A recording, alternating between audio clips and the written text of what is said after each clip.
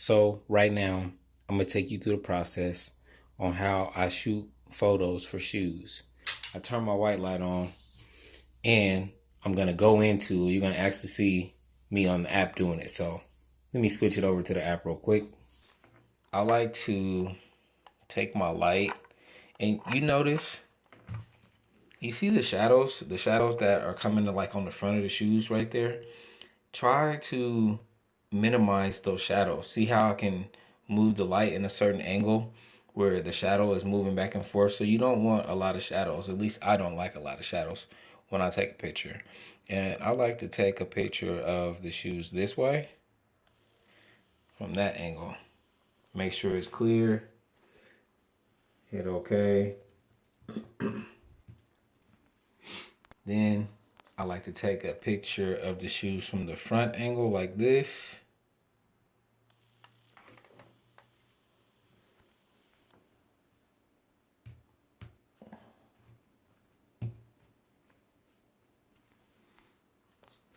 And I like to take an angle the other side and the other shoe because you want people to be able to see the shoes, especially because they're used. You can't just take a picture of one shoe because the other shoe might have more wear on it, you know. And I was buying a pair of shoes off of Poshmark one time, and the person didn't have a lot of pictures. And it's different when you actually become a consumer because you know exactly what you would want to see. So I'm like, I had already been taking my pictures this way, but I think a lot of people don't understand that, you know, these people can't actually see the product. They can't feel it, they can't touch it, they can't see the damage. So you want to try to get as many, angles. This is the inside of the shoes right here.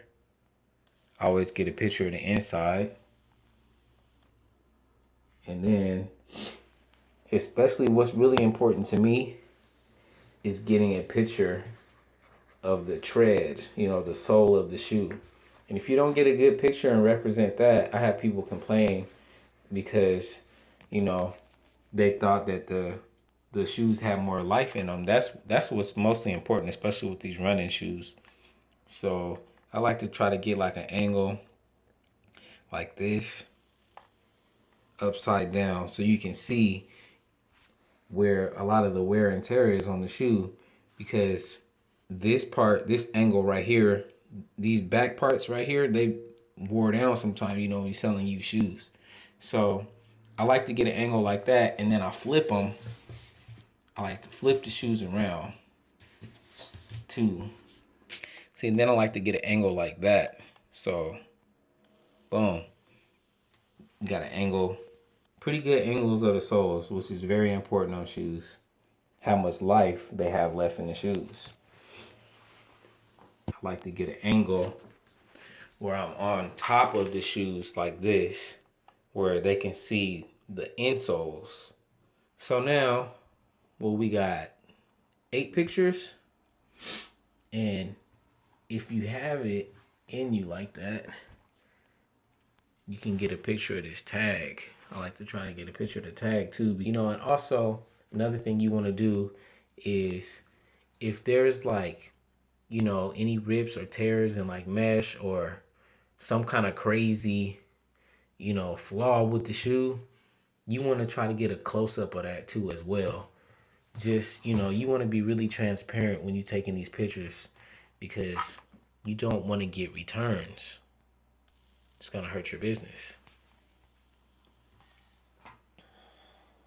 So I can just take you through the rest of the listing now. So I got a lot of pictures. I like them. And what I normally do is I just come to my title and I select all. I copy it. And then I come to item details. So we got the brand, the style. I'm going to say these are maybe running shoes. No UPC required. I don't know why they asked that. And you see how it just went back? Come on, eBay. Y'all got to do better than that, man. I got to push this button like 3 or 4 times sometimes. It just messes your listings up. Anyway, sometime I do color. Most of the time, this recommended item details, I really don't do it very often. Maybe I should, I don't know, but I still get sales. So then I come back, my description. So remember, I copied my title. I always put my title in the description. And then if there's anything wrong with the shoes, I put it in the description here. So here we're just gonna go. I have some stuff that pretty much sums up a lot of my shoes that I have. There's some discolorations in various areas of the shoes, and I put please see all pics and caps. Sometimes I don't even know if it's good doing the description because I don't even know if people are really reading them. I don't think they are, but just to cover your grounds, to say I was transparent with you and I told you, you put it in the description. And then I put it in a location. So even though if you're brand new at eBay, you need to get in the habit of storing your items in a certain location. And I'm gonna put these shoes in bin C19. And when I went to eBay Open, they told me that this is a good way to, put your item locations in the description or somewhere else, but don't never put it in the title. So now we're gonna come down here to pricing. I'm not gonna do an auction. So you really can't trust this eBay thing where it's telling you what the price is of the shoe. So I mean, you can look at it and see the quality of certain shoes that where people are selling these shoes for. All right. Mine are not in that good of a condition. And so I think I'm going to just go ahead and go with the recommended price here. I'm going to just change it. I'll probably change it to, I don't know, say $22.99. And if you want to accept offers, this is how you come here and you put offers on, and you can change it to where you want it to decline a certain amount automatically, or you can just let people give you like $1 offers or crazy offers. So what I'm gonna do is I'm gonna stop that, and if somebody gets below, let's say $11.99, I'm gonna automatically decline that offer. And I'm currently selling one. We're gonna start this immediately. This post is gonna be started, and weighing them out. So I'm gonna go back. I'm gonna come off the app, and oh wait, before I go off the app, I like to. This is how I have mine set up. So I have 1 day handling time and 30-day returns. Buyer pays for shipping. And if somebody wants to buy it, I like to get paid because a lot of people don't like to pay on eBay. So I always click require immediate pay. So, but yeah, now I'm going to go back and show you what I use to weigh out my shoes. I got a regular food scale that I had. So, I mean, if you want to be cheap and do it this way, you can. You don't got to buy the crazy industrial one. So, can y'all see that? Let me see. Is it focused in? All right. Let's go ahead and set these shoes on top of there. All right. So, they weigh 13 ounces. Basically 13 ounces. So, I probably could get away with shipping these in a Tyvek. Or if I want to put these in a shoebox, now you're going to have to add an extra 5 ounces, and that's going to make the shipping go up. Let's see how much the shipping is going to be factored in, because shipping is very important because it can help your item sell faster or make you be able to keep more of the money if you're charging shipping, which I always do. So let me go back into the app and show y'all the shipping. It was 13 ounces, right? And a Tyvek bag, I will show you what a Tyvek bag is if you don't know. A Tyvek bag is light, don't basically weigh nothing. So if we keep it at 13 ounces, and we come back, and you know what? I never worry about the dimensions. If it's in there and whatever it say, unless it's something crazy, because sometimes your dimensions, these package dimensions right here, if they're too big, then it'll make it cost more. You see how it changed? It says buyer pays $6.70 to $8.80. $8.45 now.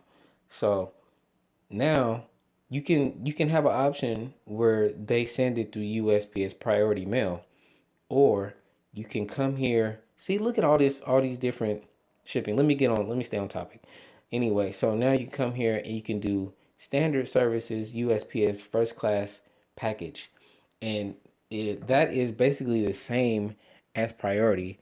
The difference between priority and first class is just weight. That's all. They both get there about the same time. So USPS priority can get there in 1 day, and first class maybe it would take 2 days. But sometime I've sent out something first class and they got there before priority. So it all depends on where you're shipping it to and where you're shipping it from.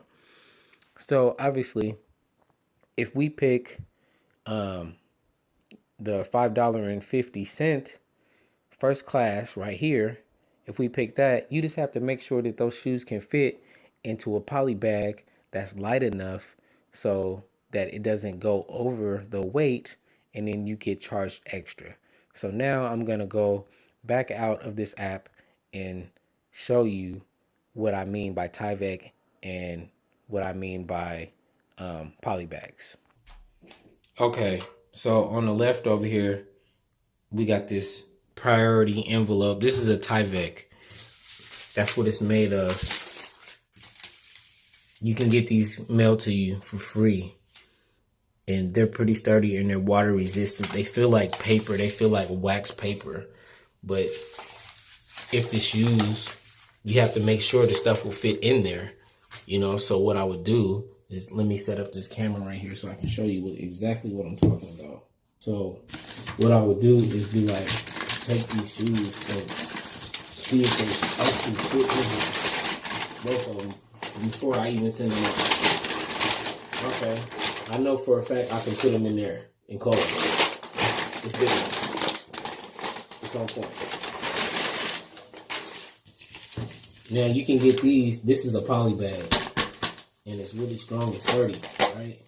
So I got this from eBay. I got an eBay store, and I got it for free, basically. And I also order some off of Amazon too when I run out. We'll see if they'll fit in here. This will be first class. Will the shoes fit into this poly bag? Looks like they will. They will fit in the poly bag. So the cheaper option is standard first class with that white poly bag, the eBay one. That is the one that I'm going to use, and that's the one that you should use if you want to save your customers some shipping and you want your items to sell faster.